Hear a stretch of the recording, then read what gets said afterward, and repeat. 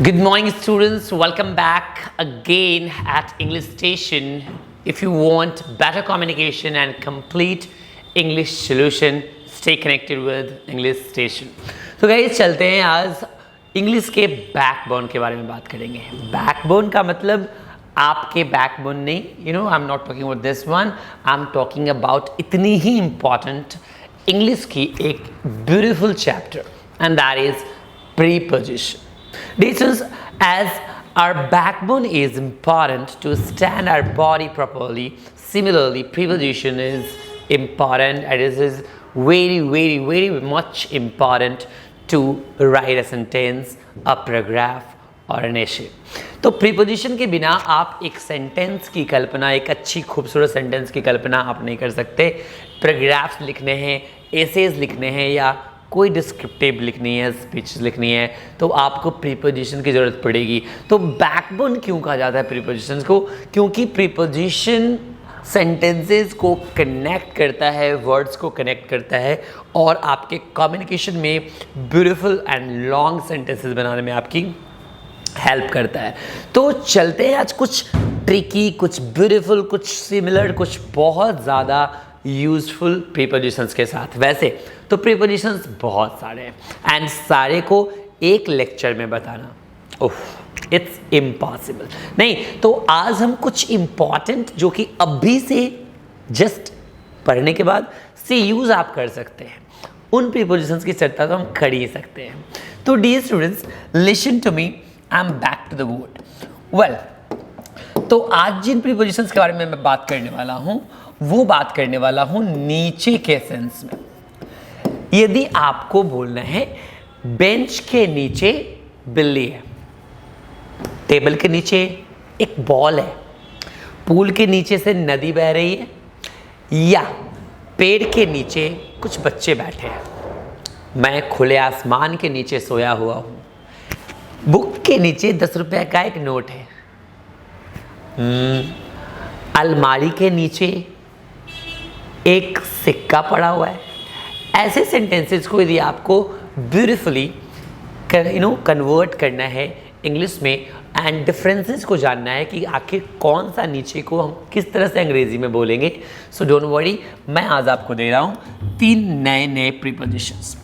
Suppose कि आपको बोलना है पुस्तक के नीचे, गौर फरमाएंगे, पुस्तक के नीचे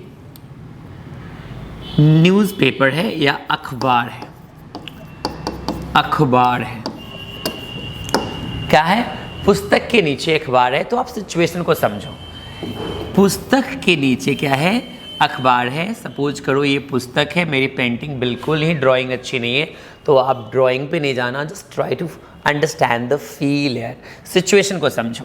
ये यदि एक पुस्तक है नहीं एंड इसके नीचे एक पतली सी क्या है, न्यूज़पेपर है, ऐसे दबी हुई है, नहीं ऐसे दबी हुई है. तो आप जरा सिचुएशंस को देखो.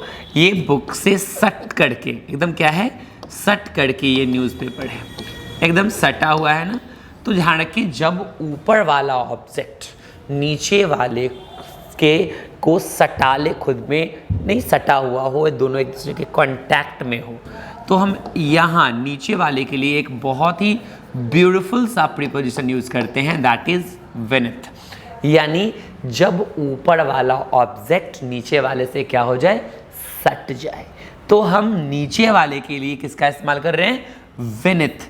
बट साथ में ही मैं आपको एक और प्रीपोजिशन बता देता हूँ. यदि आपको ये बुक के बारे में कोई पूछ दे कि न्यूज़पेपर के ऊपर बुक है, तो इसी सटे हुए वाले सिचुएशन में हम ऊपर वाले के लिए ऑन यूज़ करते हैं और नीचे वाले के लिए विनिथ यूज़ करते हैं. तो जहाँ हम बोलेंगे there is a newspaper, there is a newspaper beneath the book, वहीं हम ऊपर वाले ऑब्जेक्ट को शो करने के लिए बोलेंगे there is a book, there is a book on the table या on the newspaper, on the newspaper. आप देख रहे हो ना, सेम सिचुएशन है ना, दोनों एक दूसरे के कांटेक्ट में हैं। तो कांटेक्ट वाले सिचुएशन में ऊपर वाले वस्तु के लिए ऑन का प्रयोग हमने किया और नीचे वाले के लिए विनिथ। आपको याद रखना है, कहीं भी कुछ भी नहीं लगा देना है आपको। चलिए, तो ये तो हुआ कांटेक्ट वाली सिचुएशन। आपको दो एग्जांपल्स देके मैंने क्लियर कर दिया। नीचे के लिए हमारा विनिथ, एंड उसी सिचुएशन में ऊपर वाले ऑब्जेक्ट को शो करना है तो ऑन लगा सकते हो, है ना अमेजिंग। तो आज के बाद आप बहुत अच्छे अच्छे सेंटेंसेस बना सकते हो। टेबल के ऊपर कप है, सट गया तो ऊपर वाले के लिए ऑन लगा देना है फट से। नहीं, प्लेट के नीचे 10 रुपये का एक नोट है तो आपको बोलना है there is a 10 rupee note beneath the plate, क्योंकि प्लेट के नीचे होगा तो सट जाएगा ना, तो ध्यान रखना है। ऐसे सिचुएशन में आप विनिथ का यूज़ करने वाले हैं। वेल, जरा गौर से देखेंगे एक सिचुएशन और। ये एक ब्रीज है, जैसा कि मैंने आपको बताया था फर्स्ट टाइम में ही कि हमारी भाई ड्राइंग बहुत गंदी है। नहीं, ड्राइंग मैंने कभी करी नहीं क्योंकि आई नहीं, सिंपल है। नहीं, तो ये आपका जो है ये एक ब्रीज है, एंड ब्रीज के नीचे सपोज करो ये आपकी नदी क्या करिए, बह रही है। और अब आपको क्या बोलना है, ब्रिज के नीचे नदी बह रही है। तो इस नीचे वाले ऑब्जेक्ट को दर्शाना है ना, तो यहाँ पे आप अंडर यूज करोगे। कैसे यूज करोगे, अंडर। जब ऊपर वाला ऑब्जेक्ट से नीचे वाला ऑब्जेक्ट कम से कम दो ओर से घिर जाए, क्या हो जाए, सराउंडेड वाले सिचुएशन में हो जाए, तब हम अंडर का इस्तेमाल करते हैं। River, the river is flowing, the river is flowing, the river is flowing under the bridge, under the bridge. या आप बोल सकते हैं there is a cat under the table. Table वाला सिचुएशन भी लगभग वैसा ही होता है ना, टेबल वाला सिचुएशन भी लगभग, ये टेबल है यदि, नहीं ऐसा 4 लेग होता है ना टेबल के अंदर, तो टेबल के नीचे यहाँ यदि बिल्ली है, नहीं यहाँ यदि बिल्ली है तो वो लेग्स से सराउंडेड हो जाएगा ना, घिर जाएगा ना। तो जहाँ कहीं भी सराउंड वाला सिचुएशन होगा तो वहाँ आप क्या यूज़ कर दोगे, अंडर। और सेम सिचुएशन में यदि आपको ये ऊपर वाला ऑब्जेक्ट को शो करना है तो इस ऊपर वाले के लिए आप ओवर यूज़ करते हो, यानी कि वही घिरे वाले सिचुएशन में ऊपर वाले ऑब्जेक्ट को शो करने के लिए ओवर का यूज़ करते हो। अमेजिंग है ना यार, इसलिए हम उससे ओवर ब्रिज बोलते हैं। या the bridge is over the river, the bridge is over the river, over the river. Clear है ना, ध्यान रखना है। The umbrella is over our head, the umbrella is over our head, क्योंकि अम्ब्रेला कैसे होता है ना, ऐसे होता है। तो अम्ब्रेला क्या करता है, हमें चारों तरफ से घेर लेता है ना, पैक नहीं होना चाहिए, पैक नहीं होना चाहिए, चारों तरफ से सराउंड कर लेता है ना, घेर लेता है। तो उस सिचुएशन में हम भी छाते के लिए क्या यूज़ करेंगे, ओवर आवर हेड लिखेंगे, ना कि ऑन आवर हेड, और कुछ नहीं लिखेंगे आप। तो सिचुएशन को समझ रहे हैं आप। होप यदि आपको थोड़ी सी भी कन्फ्यूजन हो तो आप वीडियो को रिज्यूम करें, बैक करें, जैसे हो वैसे करें, बट समझें।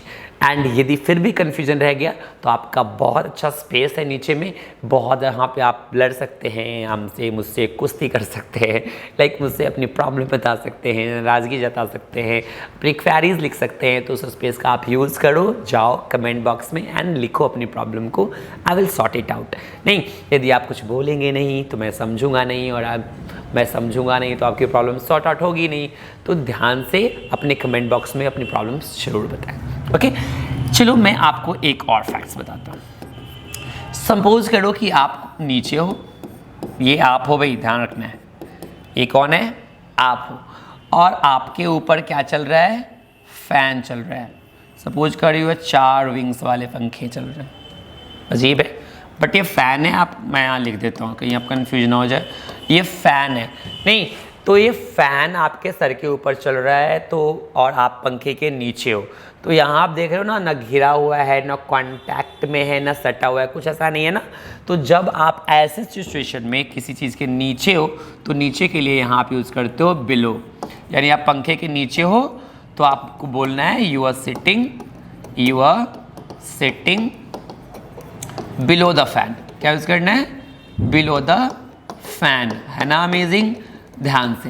एंड ये पंखा आपके सर के ऊपर घूम रहा है ना, तो इसके लिए हम यूज़ करते हैं अ वर्ब, यानी a fan is moving a fan is moving above our head, above मत बोल दीजिएगा, नहीं, ध्यान से अबव बोलना है, above my head, above my head is above, above है, एभव या अभव नहीं बोल देना, इट्स नॉट भव, इट्स अबव, अबव।